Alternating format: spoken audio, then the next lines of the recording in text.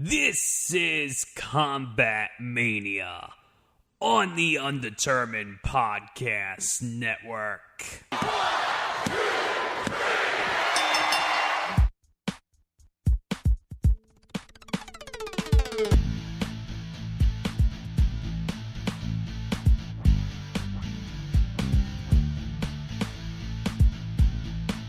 You're listening to Combat Mania, a cheap seat sports production part of the Undetermined Podcast Network. It's episode number 5. I'm Tom Albano, your host as always. And man, we had a weekend chock full of events, and we still got quite a few more events coming up during the rest of the month, the rest of October. But this weekend was jam-packed with MMA events, a wrestling pay-per-view, boxing, and much more. So, and we got boxing coming up this weekend as well. So you know what? Let's just delve right into the recap.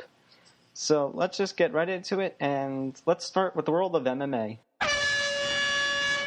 UFC 216 took place this past Saturday night from the T-Mobile Arena in Las Vegas, Nevada.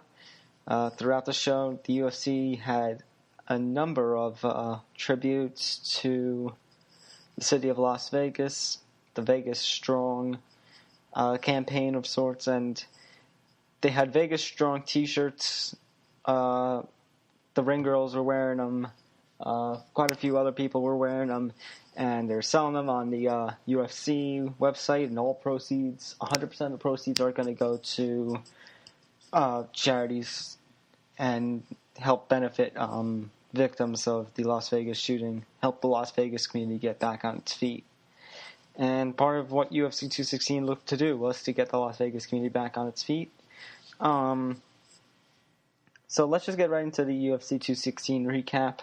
Of course, Tony Ferguson winning the interim lightweight championship. El Kakui, Tony Ferguson, is the new interim lightweight champion, defeating Kevin Lee by third round submission in the main event. So it looks like Tony Ferguson will be the next in line to challenge Conor McGregor, whenever that would be. The fight between Ferguson and Lee was, want me to be brutally honest, not impressive. Not impressive at all. I was not a fan of it. I mean, here's what I said going into it, that Ferguson should focus on pretty much the stand-up game and not go into onto the ground, because Lee is also an accomplished wrestler. So basically I was saying that Ferguson should have tried to basically use the stand-up game to try to, basically take away the ground game. I mean, Ferguson is also a great wrestler too. Both of them former wrestlers. Basically, Ferguson has proven with his knockouts that he has the power that he doesn't need to go to the ground. He's accomplished. He's beaten Rafael Dos Anjos. He's not the most accomplished UFC fighter. He's far from that. I think that showed during the fight with Kevin Lee.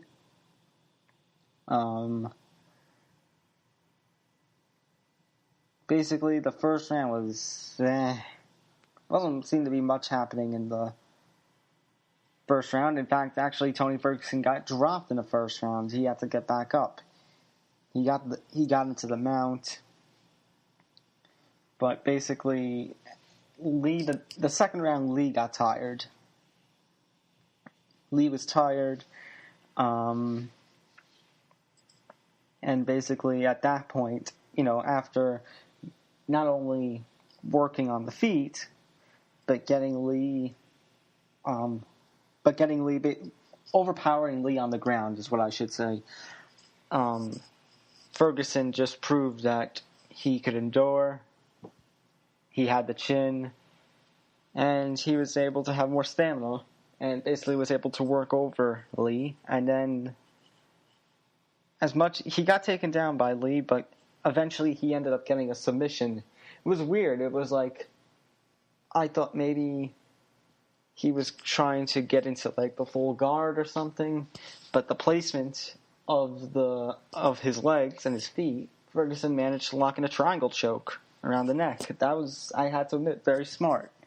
But at the same point, as I said, wasn't exactly impressed with that performance. And he's supposed to be facing Conor McGregor because McGregor has stated that he is going to come back. He is going to defend his title this year. There's no question about it. And basically, after... Yeah, McGregor did lose to Floyd Mayweather this year, but maybe he hasn't fought in... what was his last MMA fight? I think it was November 2005. But McGregor is still one of the best fighters in MMA today. Some say he should be in the GOAT conversation, the greatest of all time conversation. As I've said in the past, my problem with it is if Conor McGregor wants to be in greatest of all time conversation in the UFC, yes, he's had plenty of accomplishments. He's the only person to hold 2 titles simultaneously. He's only one of 3 people to even win 2 different weight division titles in UFC. The other 2, of course, being Randy Couture and BJ Penn. But the problem is McGregor has had 0 title defenses. He won the featherweight championship, the undisputed featherweight championship for that matter, back at UFC, I think it was 194 in December of 2015. He was the interim champion at the time. He had won the interim title back in that summer, and then he defeated Jose Aldo that December UFC 194 to unify the title. But then he never defended it. Instead, he had the little 2-match rivalry with Nate Diaz. I mean, he was going after the lightweight championship anyways, but before that first fight with Nate Diaz, it was really going to be Conor McGregor versus then-champion Rafael Dos Anjos. Of course, Dos Anjos ended up pulling because of injury. Nate Diaz steps in as a late replacement. Nate Diaz shocks the world. And then suddenly the Conor McGregor-Nate Diaz rivalry was born. I mean, was it entertaining? Kinda. Was it over the top? Absolutely. But, of course, today we know that's part of Conor McGregor, his over-the-topness and his WWE style of the feuding and all the hype building towards a fight. That's just become part of Conor McGregor. The thing is, now Nate Diaz supposedly could be one of the challengers. That was the original intent. It was, I know I'm going off on a bit of a tangent here, pardon me, but just to get it out before I forget, there's been a big rumor going around that Conor McGregor and Nate Diaz could have a third fight, and that could be McGregor's first defense of a 155-pound UFC title. I don't know, man. I know the rivalry between Conor and Nate was entertaining. I know the second fight between Conor McGregor and Nate Diaz at UFC 202 was entertaining. But I don't know. I want to see Conor fight other people. I want to see bouts like Conor McGregor versus Eddie Alvarez, Conor McGregor versus Jose Aldo.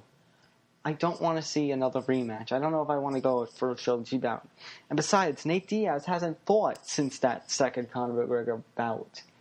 Which means it's like, you can yell about Conor McGregor not fighting in MMA since last November. Conor McGregor did at least fight a boxing match with Floyd Mayweather back in August. But even then, Nate Diaz hasn't fought since that previous August 2016, against McGregor. So there's basically, I don't get it. I don't understand. I do get it's a money thing. I get that. But I mean, come on. Why? Why a third fight? I don't know if I want to see a third fight. At least not yet. I don't want another gimmick match. I want McGregor defending the title. I want McGregor defending his title.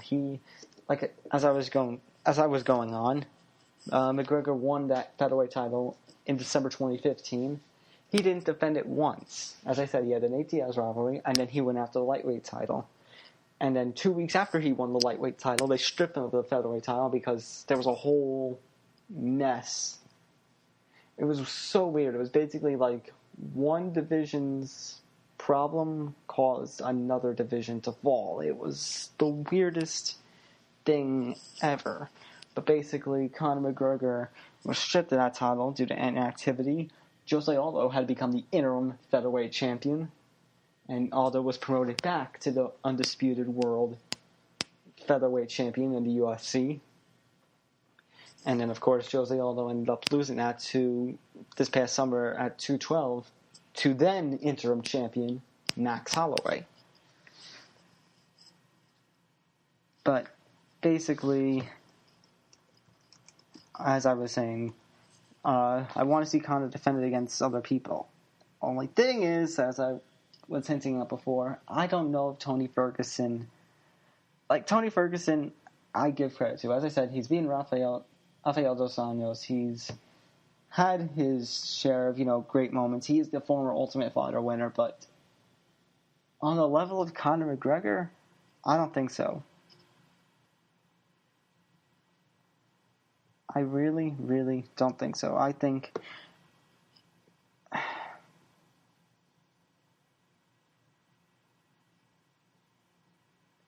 I feel like it's just... you don't...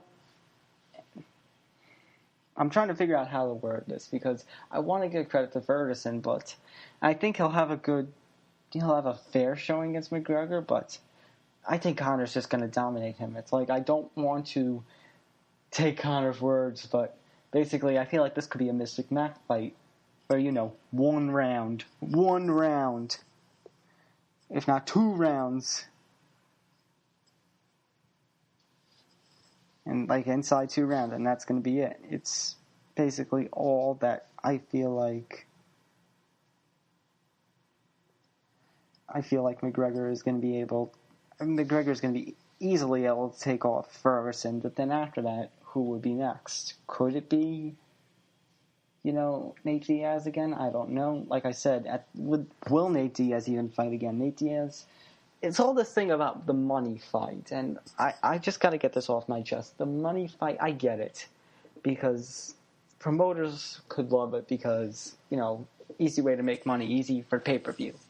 Fighters could love it because, easy paycheck. I mean, a big paycheck. Even if you lose the fight, a big paycheck.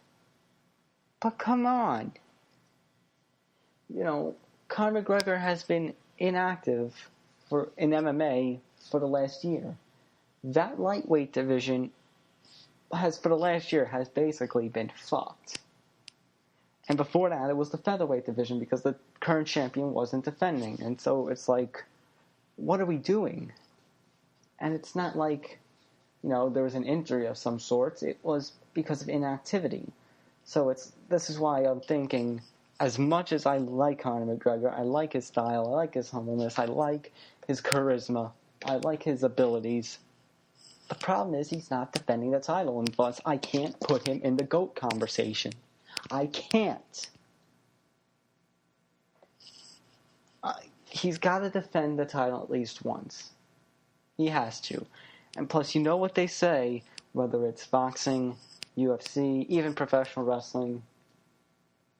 Yeah, it's hard to struggle to the top and be the champion. But it's even harder when you have the target on your back and you have all these challengers chasing after you.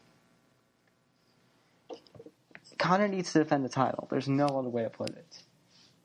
Is Tony Ferguson the best challenger I can think of? I don't know. I'll have to pull up... Let me pull up the lightweight rankings as of today and see who is, in that mix. Okay, so here's the UFC lightweight rankings. Number 1, other than Conor McGregor, number 1, Khabib Nurmagomedov. I'm not understanding as to why Khabib Nurmagomedov is even still number 1 in these rankings. He was supposed to fight Ferguson for the interim title back at, I want to say 209? He was supposed to fight at 209 against Ferguson for that interim title, and then the week of, the fight got canceled because Nurmagomedov had to go to the hospital because of weight cutting issues. You already know my problems with freaking weight cutting and everything. And trying to take care of a UFC fighter trying to take care of his body. And I get Khabib Nurmagomedov is 24 now. He's 8-0 in UFC. But he hasn't fought since UFC 205 either, just like Conor McGregor. He also hasn't fought since then, so why is he still number 1? Ferguson's number 2. Eddie Alvarez is number 3. I mean, since the McGregor bout, he's only fought once. He had a no contest against Dustin Poirier. And Alvarez is next scheduled to fight against Justin Gaethje at UFC, I think it's 218 in early December. And Justin Gaethje, of course, had an amazing UFC debut this past summer. Probably one of the best debuts in UFC history. Some may even say the best debut in UFC history. His fight with, I think it was Michael Johnson. Yeah, Michael Johnson. It only went 2 rounds, but it was an amazing, hard-hitting, smash-mouth 2 rounds. You know, if Gaethje defeats he defeated Michael Johnson by TKO towards the end of that second round. He has had an incredible run in the WSOF.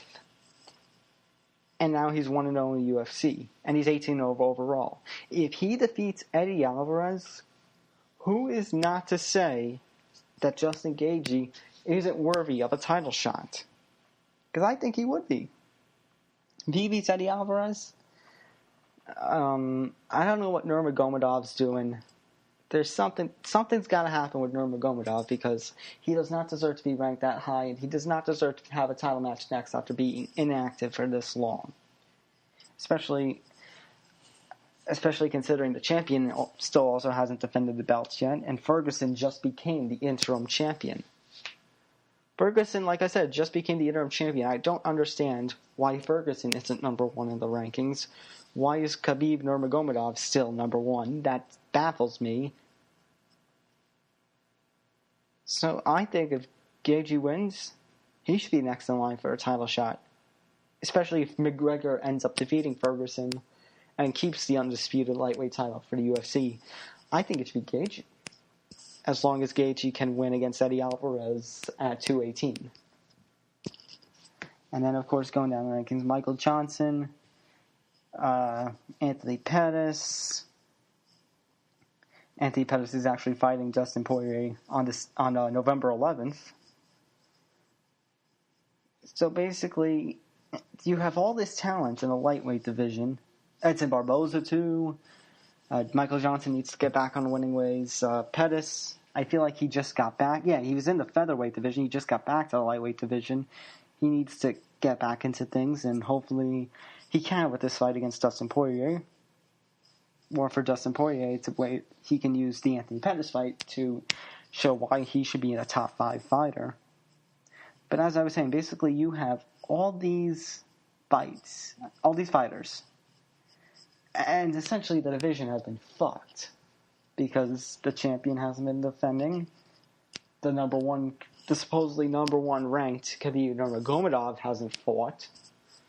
Tony Ferguson, he was supposed to fight Nurmagomedov back in March before Khabib weight cut issues of shit. Like I said, basically you have all this talent in that division, and something's got to give. And now, fortunately, there's an interim champion, so that's something, I guess. That's something.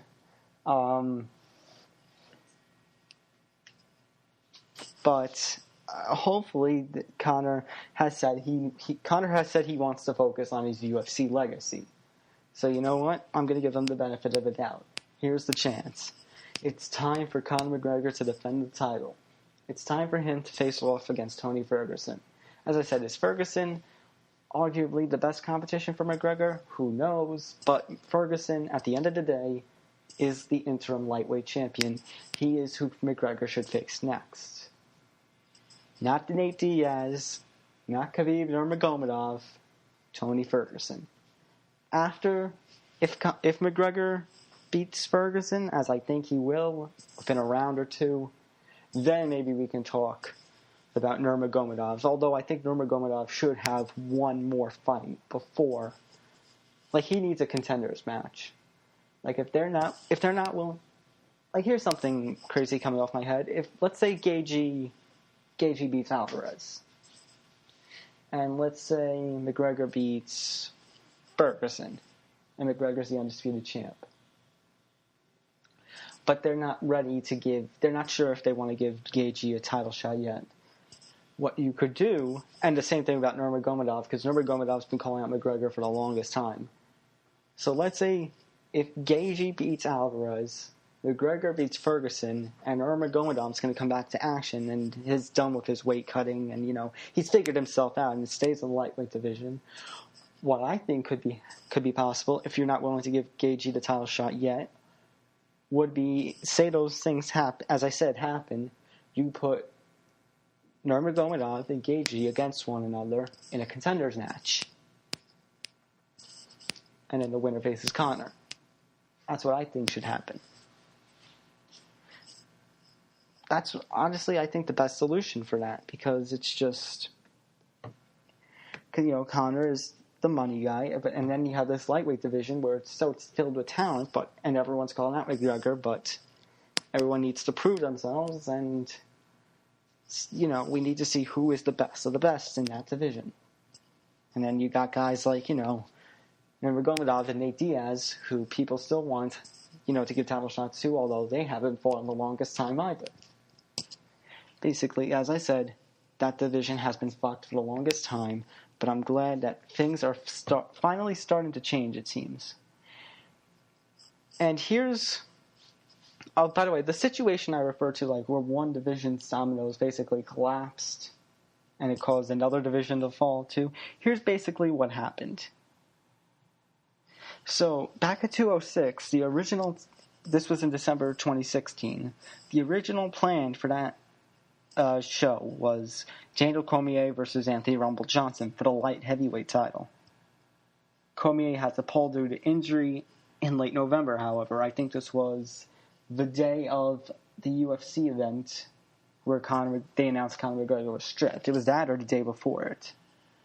They tried to do Rumble Johnson against Gegard Mousasi, but Rumble Johnson said, no, I want DC.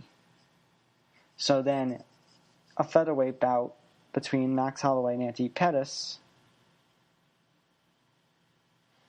became the main event. And, it was just a random fight, so they made the decision that McGregor was stripped of his world title, Jose Aldo, who had been the interim champion, was promoted to, full-time champion. The interim belt will be on the line with Holloway versus Pettis. Long story short, hey, Max Holloway is now our featherweight champion. And he's actually going to defend the title. I think they announced in December, I think, at 218. At 218, I think. Let me double check that right now.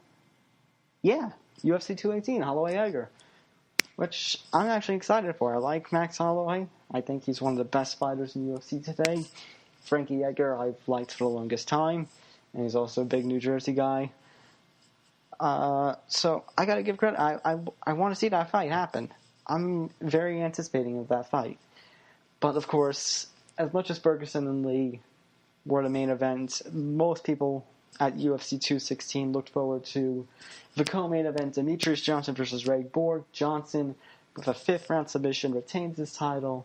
Demetrius Johnson now holds sole possession of the UFC record for the most consecutive successful title defenses in history. Regardless of weight division, regardless of male or female, he has it.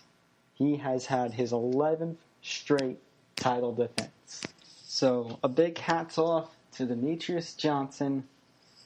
He arguably is the best fighter in UFC history.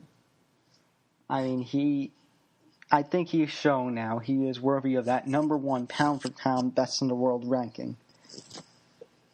And Demetrius Johnson has shown that he is one of the most spectacular athletes in UFC history.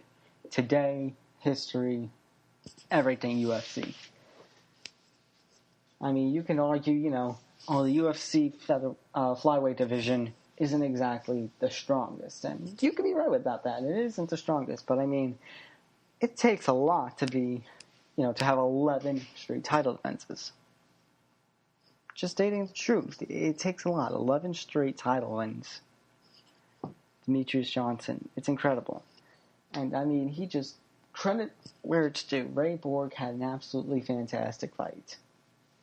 It wasn't, an overall dominance. It wasn't an overall dominance. Demetrious Johnson did show himself to be the winner. It was looking, the fight was finished in the fifth round, but it was looking as that clock was winding down that Demetrious Johnson was going to retain. You could have given Ray Borg maybe one of the early rounds, but I still had it Demetrious Johnson all the way, and basically Demetrious Johnson had probably one of the greatest finishes in UFC history at this event. Probably one of the best submissions ever. The fight ended because Demetrious Johnson got behind Ray Borg, gave Borg, it was a slam of sorts, it was more a German suplex, and as Borg was coming down, Borg was in the air and he was coming down, Johnson jumps, grabs the arm, pulls Borg, down, locks in the armbar. That was probably the move of the night, quite possibly the move of the year.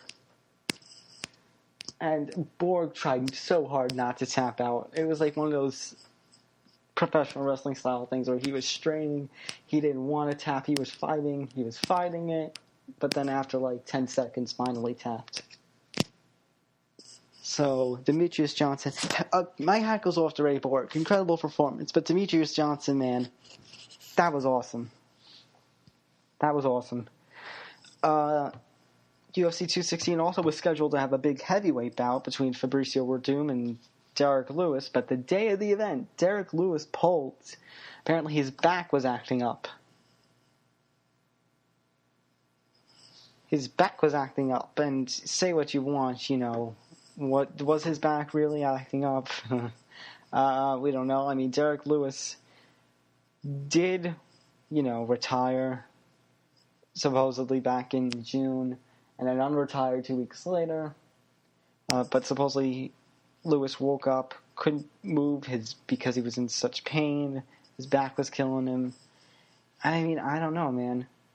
Yeah, it's like Dana White says, the minute that R word starts to hit your head, maybe it's time to get the hell out of that sport.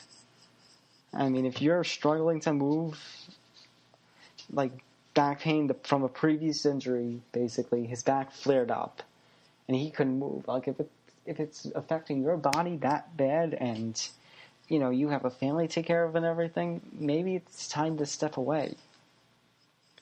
Now, credit to Walt Harris, though. He was scheduled to fight, I think, on the Fight Pass card, and he ended up getting promoted to the main card. He took the fight on such short notice. But, it's Fabricio Werdum. He was trying, it looked like the match also ended in an armbar, and it looked like basically Fabricio Werdum was going for something like a choke, but then suddenly switched to an armbar and got Walt Harris. I mean, it's basically like what Joe Rogan and Daniel Cormier were saying on the broadcast. Credit to Walt Harris. And, Walt Harris is basically, he doesn't have as much time and experience and competition on him as Fabricio Werdum does. Fabricio Werdum is a former UFC heavyweight champion. And he also has a number of wins, including one of the greatest upsets in MMA history when he defeated Fedor Emelianenko back in Strikeforce in 2010, I believe it was. So, it's Fabricio Werdum. It's two different levels of, heavyweight. As much as it sounds mean to say, but Walt Harris was not in Werdum's league at all. So, you also feel kind of bad for Werdum because it's like a big heavyweight showdown and, his opponent gets changed last minute. Because I know Werdum, it's like what Werdum wants his title back. He said it during the post-fight comment. Werdum wants his belt back, so... But I mean, Stipe Miocic, meanwhile, he's in a big contract dispute with the UFC. We don't know when Stipe is going to fight, if he's ever going to fight again in the UFC at all. When does the UFC pull the plug and strip Stipe Miocic of the title? Do they wait till it's been about a year in, May or so? Kind of like what they did with Conor McGregor in the UFC featherweight championship, although, of course, two different circumstances. One was McGregor pursuing other ventures, other UFC ventures, mind you. Meanwhile, Stipe is in a contract dispute because we've been waiting for a potential heavyweight title match between Stipe Miocic and Cain Velasquez. So what's to come of that, I don't know. But I would be remiss I would be upset with myself if I don't get the chance to talk about the fight of the night at UFC 216. Lando Vannata versus Bobby Green. Oh my God, this was incredible. This was a great fight. Vannata could have won it in round one. He could have won it in round one, but unfortunately for him, he threw an illegal knee. The problem was, for those of you who didn't see it, was Bobby Green was basically on the ground. He was on all fours. And Vannata was laying it into him with punches and such.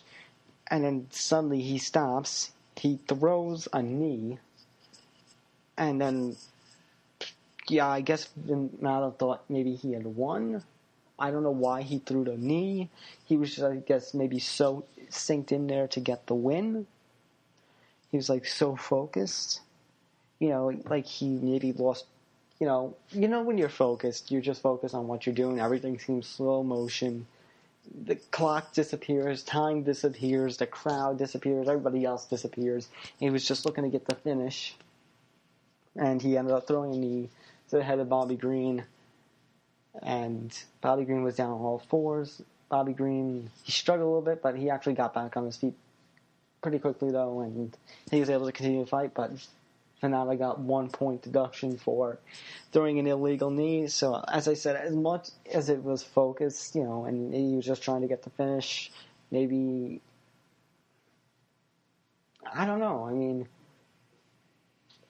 because Nevada has the new unified MMA rules. But it's like he was on all fours. So regardless if Nevada has the new MMA rules or the old MMA rules, he was still on all fours. He was technically, by either definition, grounded. So that's just, in my opinion, bad self-control by Vannata. I know he was trying to get the win. I know he was trying to get the finish, but that's just bad self-control. He ended up costing him the win. Because the next round was fairly even. It was a good round. And then the third round, Bobby Green nearly finished.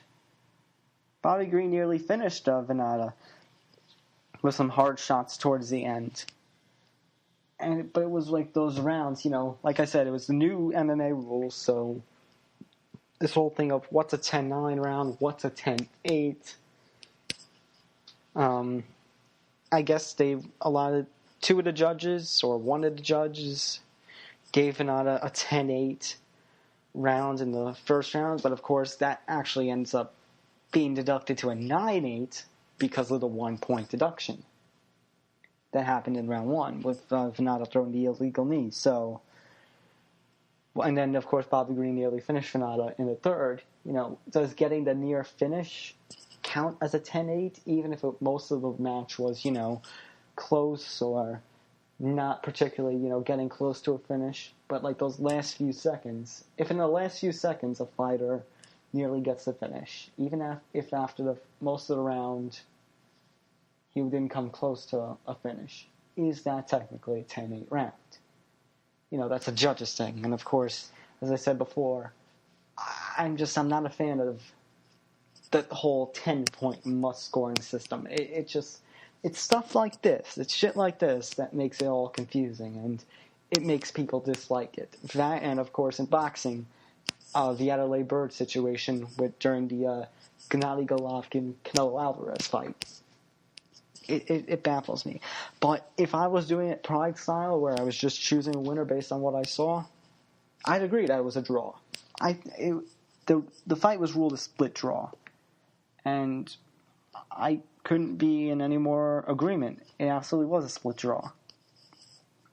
And funny enough, on the main card, there was another draw with Beneil Dariush and Evan Dunham, which I agree with. It actually wasn't the most entertaining fight, but that was a majority draw.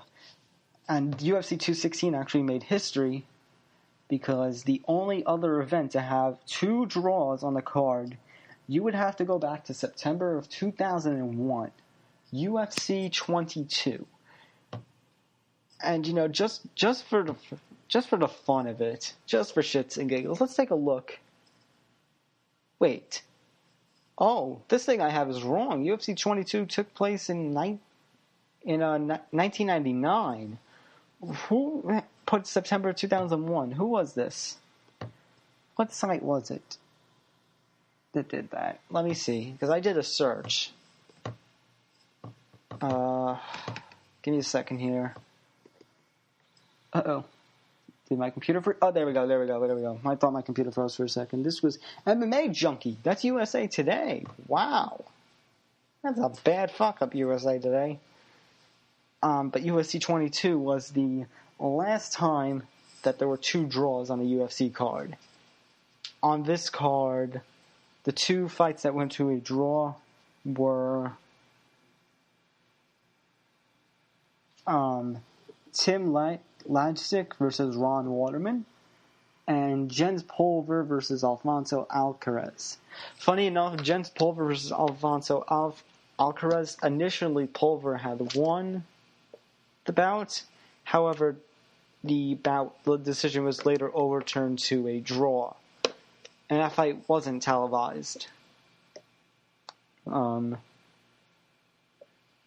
But also, for those of you who are wondering what else happened on this card, Chuck Liddell defeated Paul Jones, Jeremy Horn defeated Jason Godsey, Matt Hughes defeated Valery Ignatov.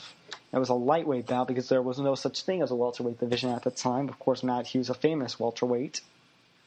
And in the main event of the show, Frank Shamrock defeated Tito Ortiz via submission due to strikes to retain the UFC light heavyweight championship, which I think is now the middleweight championship, if I'm not mistaken. It says it was a middleweight bout. Or it was originally middleweight and then it became a light heavyweight. Oh, it was the light heavyweight championship, the current day light heavyweight championship, which was before the middleweight title. Yeah, looking through UFC history and seeing stuff like that, that's quite weird, but quite understandable. I mean, that was 2000. That was what, 1999, and the title changed to the light heavyweight title in 2001. The fight's been the promotions, the sport of MMA in general has been growing for years. There's going to be a shit ton of rule changes and everything. I mean, it's a struggle sometimes here in New York because, of course, MMA became legal, last year? About a year and a half ago of sorts. So there's always going to be things changing and such. UFC wasn't the only thing to happen this past weekend, though. Bellator MMA also put on a show. I think it was Bellator 184. Bellator 184 took place. It was in Thackerville, Oklahoma. It was Eduardo Dantas and Darian Caldwell. And we have a new Bellator Bantamweight champion. Darian Caldwell is the new Bellator Bantamweight champion, getting the win via a unanimous decision. Just going through the card was fine. It wasn't the most interesting card in the world. You had Leandro Higo defeating Joe Tamanglo via unanimous decision. You had Pat Curran defeating John Teixeira by unanimous decision, and Pat Curran, I assume, wants his featherweight title back. Co-main event, big upset. Emmanuel Sanchez defeating Daniel Strauss by third-round submission. Credit to Sanchez. It was definitely his fight. It was definitely a surprising fight, and, credit to Emmanuel Sanchez. Shock of the night. And Darian Caldwell defeats Eduardo Dantas. And basically, it was 48-47, 48-47, 50-45. And I'm actually more leaning towards the 50-45. It was complete domination by Caldwell. Because most of the fight, to me, from what I saw, was Dantas trying to take down Caldwell. But for every time, Dantas tried, Caldwell basically stuffed the takedown or countered the takedown and got into top position. Basically, Dantas, was trying to do the takedown and Caldwell was against the cage. And it was one of those awkward stances where Caldwell was against the cage and he didn't have to do much while Dantas was struggling and the ref, wasn't stepping in or anything. So it was a bad fight by Dantas overall. It was bad. This was definitely a Caldwell fight, so congratulations to Caldwell on becoming the new Bellator champion. And then right after that, Bellator held a kickboxing event. Wasn't the most spectacular kickboxing event, but it was great to hear Mauro Ranallo commentate kickboxing. I don't think I've heard Mauro Ranallo commentate kickboxing since he commentated, I think it was Glory 33. Well, probably one of the first Glory events I ever seen back in September of 2016. So there's your MMA talk in a nutshell. I believe the next big MMA card is going to be another Bellator on October 20th, the promotional debut of Gegard Mousasi, the UFC veteran, jumping ship to Bellator. So that should be interesting. So we'll talk about that when it's time for that. But other than that, let's get into professional wrestling. So WWE put on WWE Hell in a Cell this past Sunday night from Detroit, Michigan. And wow. The finish, the opening match, the 2 Hell in a Cell matches, wow. Spectacular. Credit where credit is due. I stand up and applaud. 2 amazing Hell in a Cells. I'm so happy. It was great. It was amazing. But let's get into everything. Let's start from the top. First of all, pre-show match: Chad Gable and Shelton Benjamin against the Hype Bros. Mojo Rawley and Zack Ryder came out with different gear. Zack Ryder had more of his woo stuff. Mojo had the Hype Bros gear. I thought a heel turn was coming, but strangely enough, while they bickered and such and they lost, no heel turn happened. It was just Gable and Benjamin win. I mean, this Hype Bros stuff is so weird. It's like, I'm waiting for the trigger. I know the trigger is going to be pulled. But when? How? Who? Is it going to be Zach? Is it going to be Mojo? Is it going to be both? Like, I'm confused. I need to see the trigger happen. But I mean, and it was great seeing Shelton and Benjamin on the pay-per-view. They were saying it was his first WWE pay-per-view since WrestleMania 26 back in 2010. Incredible. It's great seeing Shelton Benjamin back on WWE, especially WWE pay-per-view. It's great seeing him in the ring. He's a hell of a competitor, especially with his amateur background. Fine tag team match. It's one of those things, again, that, it's a kickoff match. But also on the kickoff, they did have something interesting happening. Ty Dillinger got added to the triple threat match. And got added to the United States Championship match, rather. That became a triple threat match.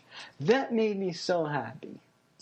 I was like, AJ Styles versus Baron Corbin. Meanwhile, Ty Dillinger, has been in this feud and is like, he had a couple of shitty performances against AJ Styles, which I thought Ty Dillinger should have had more time with AJ, should have worked with him more, could have had a better match, and, basically Ty Dillinger deserved more. And then Ty Dillinger got the big upset over Baron Corbin on the last episode of SmackDown before Hell in a Cell, the go-home show. I'm like, what? I was so freaking happy. I'm like, wow, they actually did that. And yeah, some people might say, oh, Baron Corbin came into this match weak. But having Ty Dillinger added to this match, I think I gave it more to Corbin. It was like more frustration, more, it increased Corbin's ability to be a heel here. That's what I think. But we'll get into Styles, Corbin, and Dillinger in a little bit. The show started with the Usos versus the New Day for the SmackDown Tag Team titles inside Hell in a Cell, the first Tag Team Hell in a Cell match since, I think, DX versus Legacy at the very first Hell in a Cell pay-per-view event back in 2009. And it was just spectacular. Oh my god. It was great. It was actually great. It was also the first time that the WWE Tag Team Championship itself was defended inside Hell in a Cell. I gotta give credit. I'm speechless. These two teams have left me speechless with this feud. And it's a shame that they have been relegated. Throughout the whole feud, they were relegated to just the opening match and the pre-show match. Except for the one SmackDown where I think they were like, the co-main event or whatever. The Sin City Street Fight I'm referring to, of course, but Battleground impressed me. SummerSlam I was there live for, and it was amazing. It had me on the edge of my seat, had the whole crowd on the edge of the seat. It was basically one of the matches of the night. Sin City SmackDown, we had to deal with commercials and break and stuff at home, but still, amazing, still a good match. This Hell in a Cell, it was incredible. From freaking Big E nearly getting decapitated to freaking Xavier Woods, Big E, and Kofi pulling out all the instruments. They had a freaking cowbell that they used. They used the freaking gong on the Usos. That was entertaining as hell. The Usos had, they put Xavier Woods, they put a bunch of kendo sticks and made him basically immovable against one of the cell walls. It looked like they were getting kind of kinky there. But then they beat the holy hell out of Xavier Woods. And then it looked like it was going to be finished. They had done the, double Uso splashes from the top ropes, kick out. There was a big Midnight Hour kick out. False finishes everywhere, basically. There were false finishes as fuck. It wasn't like one of those random false finishes. It was the, oh my god, amazing kind of false finishes. They weren't there for the purpose of it. It was just like, oh my god, what's it going to take to end one of these two teams? But fortunately for the Usos' sake, they ended up doing the double Samoan splash onto Xavier Woods. I think Woods had a chair on him. And that was it. The Usos have won the SmackDown Tag Team Championships for, I think this is the third time they've won it. Yeah, it's the third time they've won it. So, there you go. The Usos are 3-time SmackDown Tag Team Champions now. Combined with their Raw Tag Team title reigns, I think it's, 5? They're 5-time Tag Team Champs now. I gotta admit, incredible match. Probably the match of the night. Again. Incredible.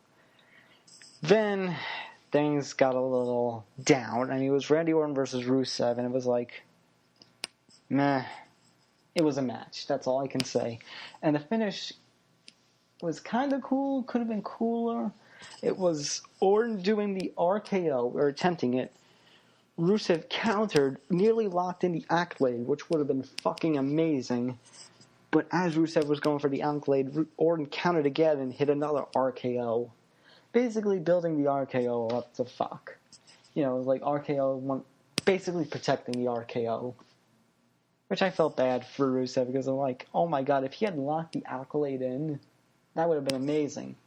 And since it seemed like on the last SmackDown they had a tag team match with Orton and Nakamura going against Rusev and Nathan English, it was like, if they're actually going to continue this feud, why didn't Rusev go over is my question. Because that Accolade, RKO counter into an Accolade could have been incredible. That would have been an incredible way to finish the match. But speaking of incredible, AJ Styles, Baron Corbin, Ty Dillinger, triple threat for the United States title. Incredible. They had, everyone got their fair share. Everyone looked good. Everyone had time to rest. It was good. They had Styles and Ty Dillinger tearing up against Baron Corbin. At times it was like, Corbin playing the fool of his heel perfectly. I love Corbin's new theme song, by the way.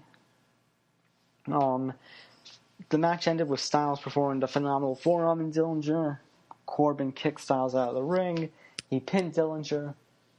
Say what you want. Oh, Ty Dillinger was only added to take the fall. They want to protect AJ, or they didn't want Corbin pinning AJ, whatnot. But the match was still phenomenal. No pun intended.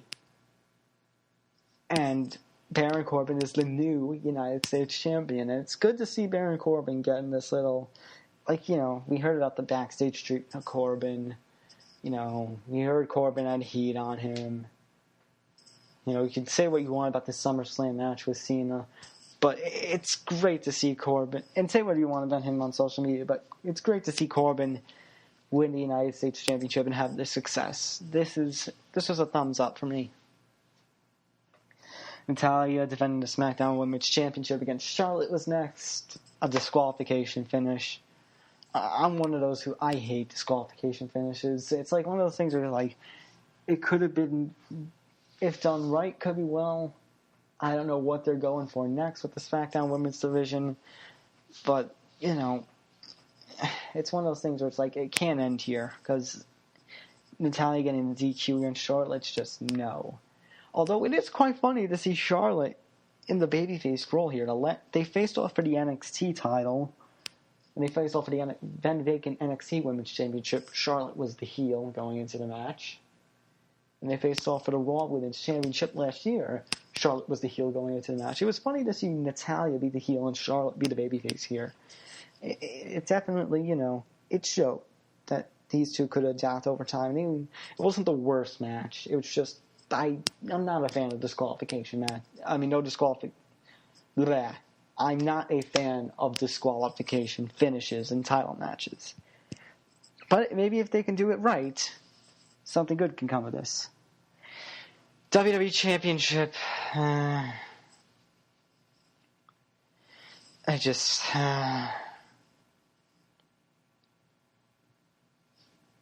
don't know. The ejection of the Singh brothers, the freaking Colossus. I'm sorry. What's that chant? Same old shit. Same old shit. I'm sorry. I'm tired of Mahal as champion. I feel so bad for Nakamura here. I feel bad this had to be his first WWE title feud. It's just, it doesn't work. It didn't work. The promos were very uncomfy with the racial, things, making fun of how Nakamura's Japanese accent and the fact they use Japanese and such. It didn't need to happen like that. I mean, with all that's going on in this world today, with all the racial tension, why did we need something like that? And as I said before, the logic is wrong because it's like when Mahal was feuding with Orton, it was like, oh, everyone's talking bad about me because I'm an Indian. And here he is making fun of a Japanese guy. It's like, you can point and say, well, he's a heel. I don't get it. There's something logical there that it's just, it's illogical. It's illogical. There's no logic there. I don't see it. And what's next? AJ Styles not only lost his U.S. title at this event, he lost to get to Baron Corbin back on SmackDown. So, is that feud still going to continue? Or are we going to see now maybe Styles go after Jinder Mahal? If he does, Styles better take the title off him. And then maybe we can have AJ Styles versus Nakamura for the WWE title at WrestleMania. Yes? That'd be cool. Bobby Roode versus Dolph Ziggler. It was good to see Dolph Ziggler pay tribute to Vladimir Kozlov's first entrance and R-Truth's heel run in 2011. Right? With dark lights, no music whatsoever. It was great. It actually looked more like Vladimir Kozlov's first entrance in 2008, where the lights would just go black. I see as a spotlight, and then he'd just walk out. It was even better because Dolph Ziggler's music had hit, and it's like, I'm here to show the world, I'm here to show, and you hear that DJ scratch. I thought it was fine.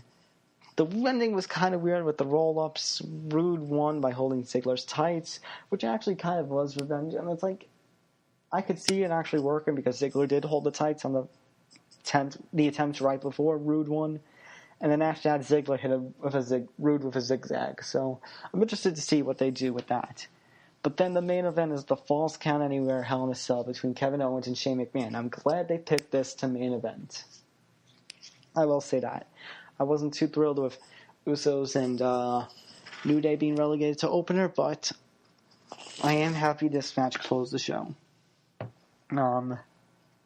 Shane attacked Owens before both of them got in the cell.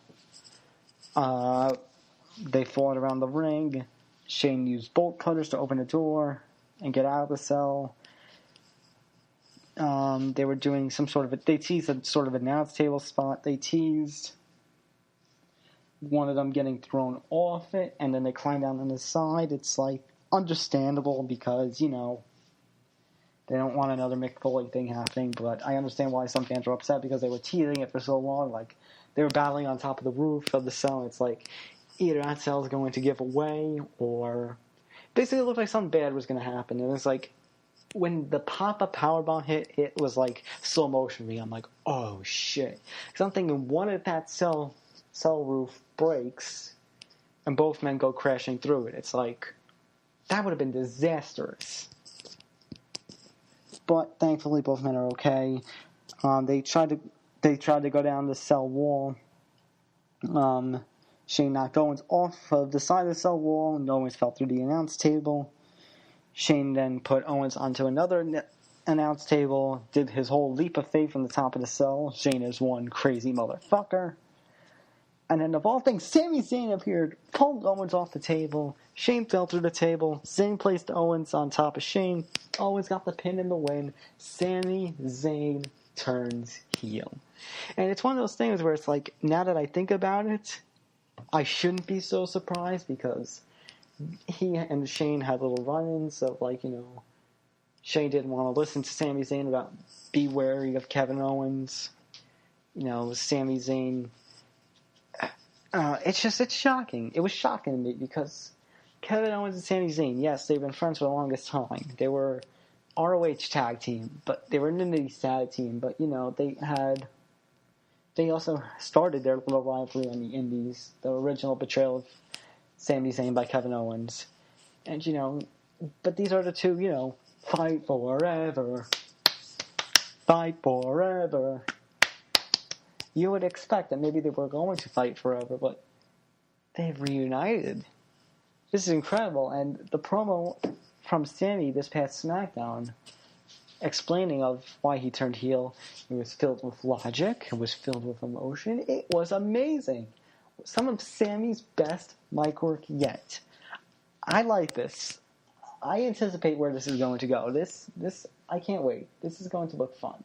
This looks like it's going to be a fun ride with Kevin Owens and Sami Zayn reunited. So yeah, Hell in a Cell. I mean, some of the matches were great. The two Hell in a Cells and the Triple Threat U.S. title match were great. Everything else, So kind of a mixed bag here.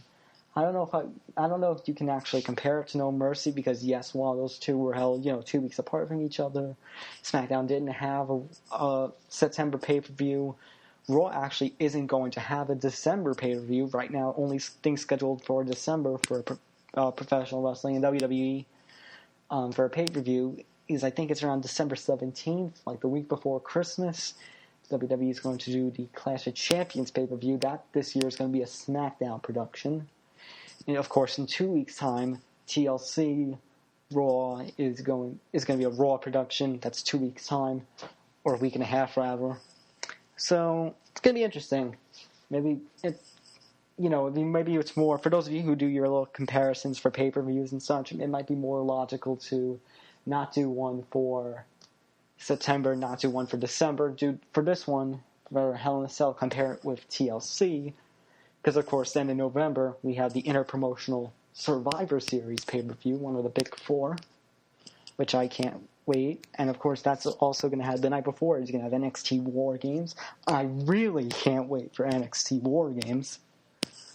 But, yeah, I mean, decent show. 3 phenomenal matches. The rest of the card, could have been better. But the 3 phenomenal matches, I applaud. Can't wait. I also can't wait for tomorrow, because tomorrow, Friday midnight, WWE 2K18 will be released to the masses. Well, not to the masses. And those who got the deluxe pre-order, or not, they got to play 4 days early, and then Tuesday, October Tuesday, October 17th, we get the game to the public. I can't wait for WWE 2K18. I love playing the WWE series games. It's going to be fun. And seeing some of the Creation Suite stuff, because the Creation Suite's one of my favorite things to do in WWE games. I can't wait for that. I can't wait for the new My Player or whatever it is, the My Career and the Path to Glory or Road to Glory, whatever it's called. I want to see that. I'm anticipating. I can't wait. Also, Impact Wrestling. Yes, they're now Impact Wrestling again, for those of you who have been sleeping under a rock, because the Jeff Jarrett situation where he, has basically broken off from the company or is taking a leave of absence or not. They are Impact Wrestling once again instead of GFW. Impact Wrestling has launched the Global Wrestling Network, their own version of the WWE Network. By the way, it's on a non-secure site and they ask you for credit card information. Yeah. I'm really going to trust you with that.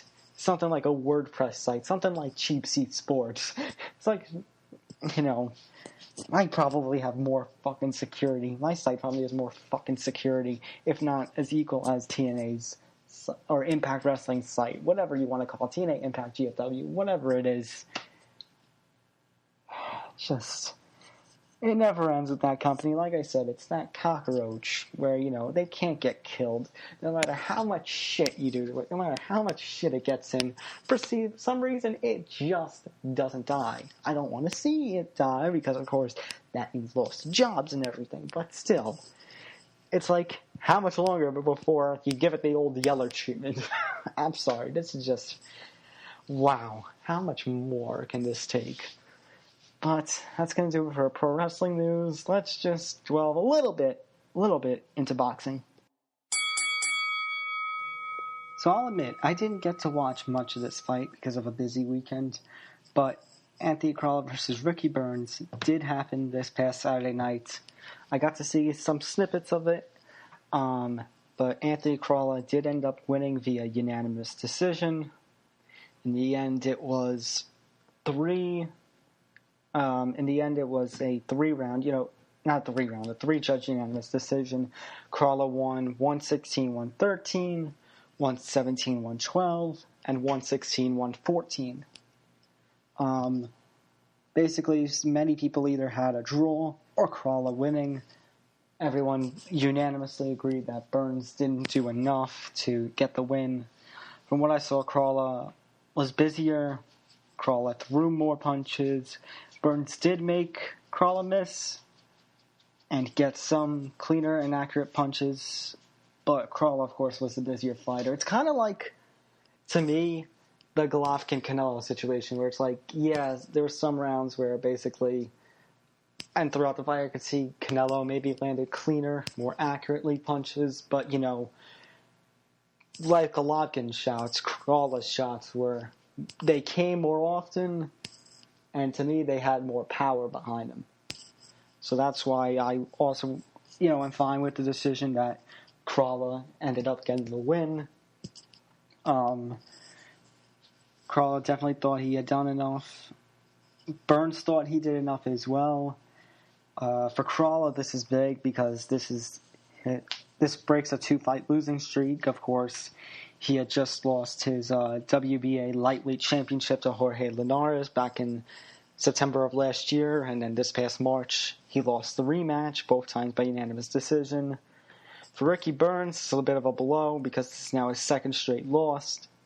He lost the WBA light welterweight title along with his shot at the IBF, IBO, and WBA unified light welterweight titles to Julius Ndongo back in April, and now he loses this bout to Anthony Crawler. So, what's next for Ricky Burns? Well, supposedly Eddie Hearn wouldn't mind a rematch between the two, so there's always the potential for that. But Ricky Burns, he needs a win. He needs a win bad. So is a rematch the right way? I don't know. If Burns pulls off the upset, maybe that can help both fighters. But we'll have to see where they go from here. And just dwelling around the boxing world, there's some potential that the WBC could make a super heavyweight division.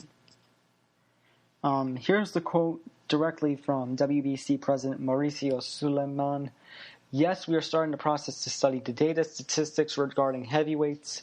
Mike Tyson was a small heavyweight. Today's heavyweights are 250, 260 pounds. They are very strong. It's a much difference from the 200 limit that currently exists. So we started a program through statistics and through medical. So in 6 months, we're going to review the results and we'll go from there. And here's what he said on if it could be problematic. If it created another division, it could be a problem. He says, yes, it's a problem. He admits to the problem. He said, when 15 rounds were changed to 12, it was a different world. Today, to implement a change, we have to go through a very difficult process where egos and abuse of power prevent such things from happening. But we have the responsibility of working to make boxing better and safer at all times, and we'll continue to do so. I mean, it goes back to what I said about, cutting some weight. Some fighters want to cut weight because they want to have the size advantage or whatever it is, or because they feel better fighting at a different weight class. But it's like, you should, as I've said before multiple times already on the show, even though we're only at 5 episodes, if you should be fighting at the weight where your body feels comfortable. Sometimes you cut weight and it's like it does all these bad things to your body and you're suffering and you're dehydrating and it's just bad. There was this Pancrase fighter who recently, he looked like shit from all the weight cuts. And yet they dragged him on the stage, made him weigh in, dragged him off, and the fight was on. It was like, no. There was this one fighter in one championship MMA who did weight cut via dehydration, and he died. It's like, it baffles me sometimes. It's like, I get it. The fighters want to cut weight, and I always say when a fighter misses weight, well, the risk and responsibilities as a fighter, but you should be fighting where you're most comfortable at, doing what makes your body the most comfortable. It baffles me why sometimes this happens. Weight cutting we've seen it more often now, is dangerous, and you shouldn't really be doing it much, if at all. So I might actually be in favor of a super heavyweight division, no matter the problems it's going to bring and no matter the protests or whatnot. Some other boxing things. Miguel Cotto is going to have his retirement match at Madison Square Garden on December 2nd against Saddam Ali. And this coming Saturday night, I believe we're going to have it's a 3 junior middleweight title fights at the Barclays Center in Brooklyn. We're going to see Erislandy Lara defend his WBA junior middleweight title against Terrell Gosha, who's 20-0. So, champion versus undefeated. That's going to be fun. Jermell Charlo will defend his WBC title against Erickson Lubin.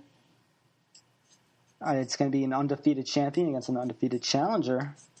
And then we're going to have Jarrett Hurd, defend his IBF championship against Austin Trout, a 20-0 champion against a 30-3 fighter. So that also is going to be fun. So looks like there's going to be a great night of fights at the Barclays Center in Brooklyn this Saturday night, so can't wait for that. And that's going to really wrap it up for us here at Combat Mania. So go like us on Facebook, Twitter, and Periscope at Combat Mania UD. Go like my other podcast here for the Undetermined Podcast Network, the Unspoken Podcast, at the UDUP on Facebook, Twitter, and Periscope. If you want to hear me talk about sports that not combat sports, so baseball, football, etc., I do that with Nick Federa every weekend. So go check that out. Go like the Undetermined Podcast Network itself on Facebook at the UD Network and Twitter at Eminem Buzz and Eminem Breaking. And go like and support all the rest of the Undetermined Podcast Network accounts. And that's going to do it for us. I'm Tom Albano, and you've been listening to Combat Mania, Cheap Seat Sports Production Party on the Undetermined Podcast Network. We'll see you next week for episode 6. Good night, everybody.